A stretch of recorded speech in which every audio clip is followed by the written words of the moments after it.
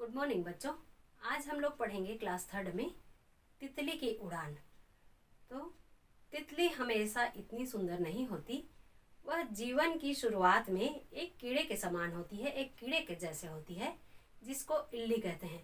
इल्ली से तितली बनने की प्रक्रिया बहुत रोचक है। इसी को इस पाठ में बताया गया है। तो चलिए देखते हैं। काव्या एक हफ्ते से पाठशाला जा रही थी, पर अभी तक उसने किसी से बात नहीं की थी। इससे पहले वह कभी पाठशाला नहीं गई थी। वह सोचती थी कि अगर यह बात किसी को पता चल गई तो उस पर सब हंसेंगे। पाठशाला में उन्हें लैला दीदी पढ़ाती थी। लैला दीदी ने बच्चों को वायदा किया था कि उनको एक दिन पाठशाला के नज़दीक वाले बाग में लेकर जाएंगी।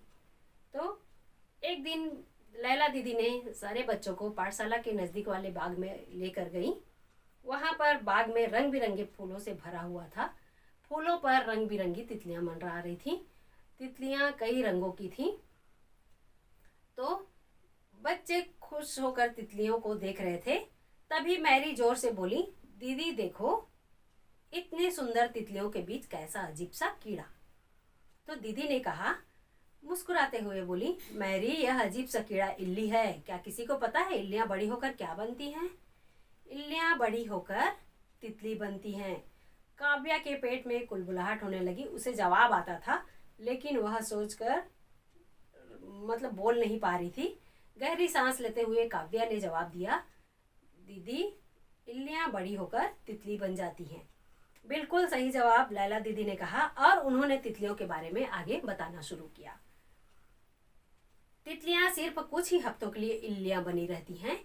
उसके बाद वह पत्तियों को खाते खाते अपना पूरा मोटी ताजी हो जाती हैं और तब वे बहुत बड़ी हो जाती हैं। और फिर उसके बाद मैरी ने पूछा, हाँ दीदी, खूब मोटी ताजी हो जाती हैं। खा खा कर मोटी ताजी होकर इल्लियां पौधों के किनारों पर अपना सुरक्षा के लिए एक खोल सा बनाती हैं, खोल बनाती हैं, जिसको क्या कहते हैं।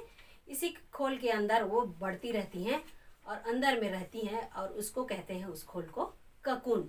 तो ककून से फिर धीरे धीरे उसमें तितलियों का निर्माण होते रहता है। फिर वो बाद में तितलियां बनकर बाहर निकलती हैं।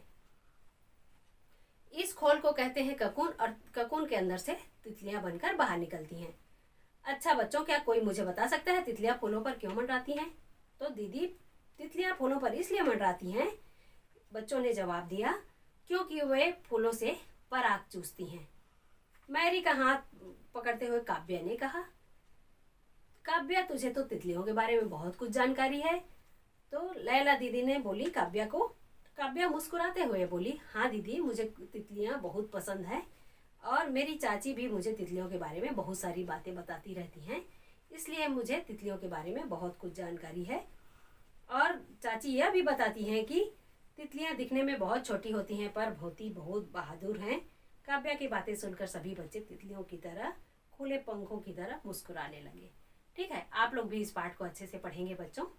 धन्यवाद।